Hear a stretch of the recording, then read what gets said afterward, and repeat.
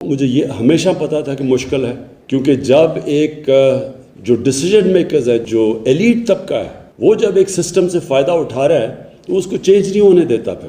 حالانکہ سب کو پتہ ہے کہ یہ یورپ میں چلے جاؤ، انگلینڈ میں چلے جاؤ، دنیا میں چلے جاؤ، وہاں ہر جگہ ایک کریکولم ہوتا ہے۔ تو یہاں 3 جب کریکولم چل رہے تھے تو کیونکہ وہ سسٹم میں جو صاحب اقتدار جو ایلیٹ تھی وہ فائدہ اٹھا رہی تھی، اس کے اندر کوئی انسینٹیو چینج کرنے کا نہیں تھا۔ تو پہلی چیز تو میں شفقت آپ کو یہ کہوں، یہ واقعی ایک پہلا قدم ہے۔ یہ اپنے ذہن میں ڈال لیں کہ اس میں بڑی مشکلات کا آپ کو سامنا کرنا پڑے گا۔ جو وہ سٹیٹس کو کے لوگ ہوں گے وہ پوری کوشش کریں گے آپ کو بتانے کے لیے کہ ناممکن ہے، یہ بڑا مشکل ہے، ہمارا تعلیم کا سسٹم تباہ ہو رہا ہے، یہ ساری آپ کو آرگیومنٹس دیں گے۔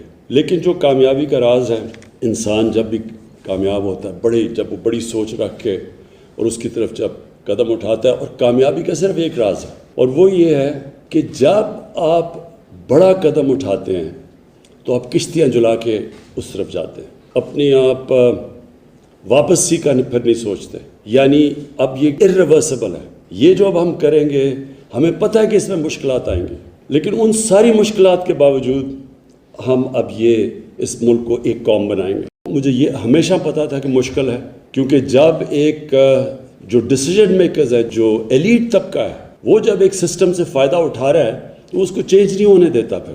حالانکہ سب کو پتہ ہے کہ یہ یورپ میں چلے جاؤ، انگلینڈ میں چلے جاؤ، دنیا میں چلے جاؤ، وہاں ہر جگہ ایک کریکولم ہوتا ہے۔ تو یہاں 3 جب کریکولم چل رہے تھے تو کیونکہ وہ سسٹم میں جو صاحب اقتدار جو ایلیٹ تھی وہ فائدہ اٹھا رہی تھی، اس کے اندر کوئی انسینٹیو چینج کرنے کا نہیں تھا۔ تو پہلی چیز تو میں شفقت آپ کو یہ کہوں، یہ واقعی ایک پہلا قدم ہے۔ یہ اپنے ذہن میں ڈال لیں کہ اس میں بڑی مشکلات کا آپ کو سامنا کرنا پڑے گا۔ جو وہ سٹیٹس کو کے لوگ ہوں گے وہ پوری کوشش کریں گے آپ کو بتانے کے لیے کہ ناممکن ہے، یہ بڑا مشکل ہے، ہمارا تعلیم کا سسٹم تباہ ہو رہا ہے، یہ ساری آپ کو آرگیومنٹس دیں گے۔ لیکن جو کامیابی کا راز ہے، انسان جب بھی کامیاب ہوتا ہے، جب وہ بڑی سوچ رکھ کے اور اس کی طرف جب قدم اٹھاتا ہے، اور کامیابی کا صرف ایک راز ہے، اور وہ یہ ہے کہ جب آپ بڑا قدم اٹھاتے ہیں تو آپ کشتیاں جلا کے اس طرف جاتے ہیں، اپنی آپ واپسی کا پھر نہیں سوچتے۔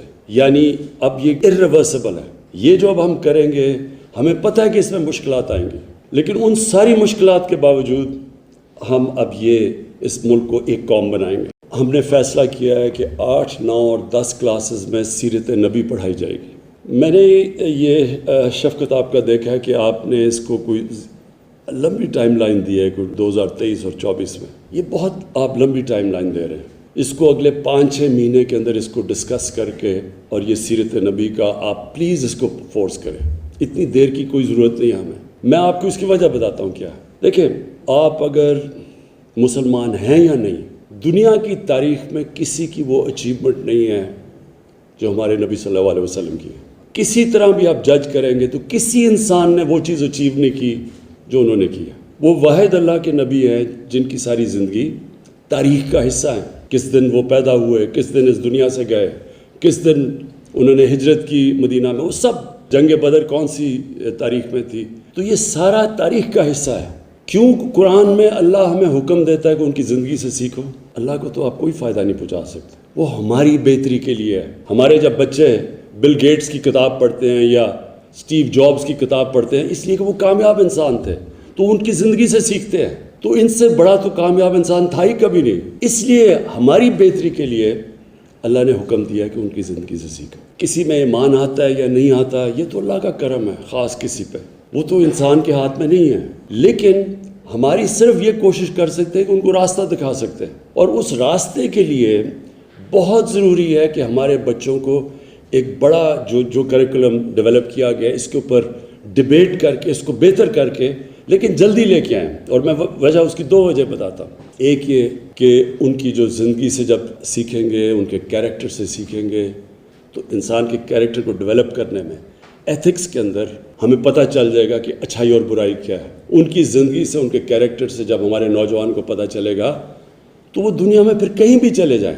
لیکن ان کو پتہ تو ہوگا کہ ان کی دین ہے کیا، تاریخ کیا ہے، پھر جہاں بھی دنیا میں بھیج دیں۔ دیکھیں، علامہ اقبال سب سے بڑے 300-400 سال میں مسلمان اسکالر تھے، ان کی کیا بڑی چیز تھی؟ سب سے بڑی چیز، بڑی ان کی صفتیں، ان کی آپ جب پڑھتے ہیں ان کا جو فلسفہ ہے، وہ یعنی بہت بڑے جینیس تھے، کیونکہ ان کو اپنی دین کی پوری سمجھ تھی، قرآن کی سمجھ تھی، اسلام کی تاریخ کی سمجھ تھی۔ پھر جب انہوں نے ویسٹرن فلاسفرز کو پڑھا اور مغرب کو جا کے جب بحث پڑھا انہوں نے، تو پھر وہ تجزیہ کر سکے تھے۔ ان کی جو انالیسز ہے وہ آج تک بھی ریلیونٹ ہے کہ ان کی طاقت کیا ہے، ہماری طاقت کیا ہے، اور وہ کمپیئر کر سکے، پھر راستہ بتا سکے۔ ہمارے ملک میں اس وقت یہ اسکالرشپ ہے ہی نہیں۔ ہم یا اوپر بیٹھے ہوئے ہیں جو کہ مغرب کی سوچ رکھتے ہیں، وہ کہتے ہیں کہ جو مغرب سے آتا ہے وہی بہتر ہے، یا دوسری طرف اسکالرشپ ہے جو جانتے نہیں ہیں مغرب کو۔ تو ہمارے یہ بہت بڑا مسئلہ بنا ہوا ہے کہ صحیح معنی میں ہمارے یوتھ کو تجزیہ ہی نہیں ہے کہ